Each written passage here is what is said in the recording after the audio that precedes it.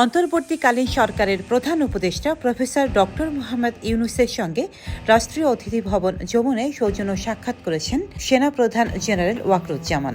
সাক্ষাৎকালে সেনাপ্রধান দেশের সামগ্রিক নিরাপত্তা পরিস্থিতি এবং সেনাবাহিনীর চলমান কার্যক্রম সম্পর্কে প্রধান উপদেষ্টাকে অবহিত করেন। পাশাপাশি দেশের উন্নয়ন ও স্থিতিশীলতার জন্য সেনাবাহিনীর নেওয়া বিভিন্ন পদক্ষেপ নিয়েও আলোচনা করেন।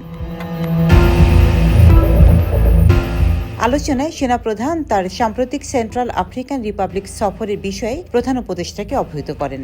এই সফরটি দুই দেশের মধ্যকার সম্পর্ক উন্নয়ন ও সামরিক সহযোগিতা বৃদ্ধিতে সহায়ক ভূমিকা রাখবে বলে সেনাপ্রধান আশাবাদ ব্যক্ত করেন।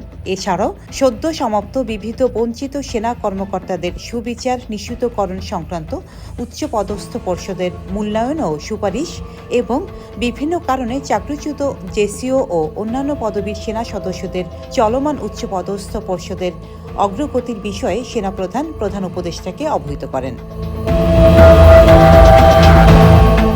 জুলাই আগস্ট গণ অভ্যুত্থানে আহত ছাত্র জনতার চিকিৎসায় বাংলাদেশ সেনাবাহিনীর নেওয়া বিভিন্ন পদক্ষেপ সম্পর্কেও তাকে অবহিত করেন। প্রধান উপদেষ্টা সেনাবাহিনীর ভূমিকা ও অবদানের প্রশংসা করেন এবং ভবিষ্যৎ কার্যক্রমে সেনাবাহিনীকে প্রয়োজনীয় দিক নির্দেশনা প্রদান করেন। তিনি আশা প্রকাশ করেন যে দেশের সার্বভৌমত্ব ও নিরাপত্তা নিশ্চিত করতে সেনাবাহিনী তাদের পেশাদারিত্ব ও নিষ্ঠার সঙ্গে দায়িত্ব পালন অব্যাহত রাখবে।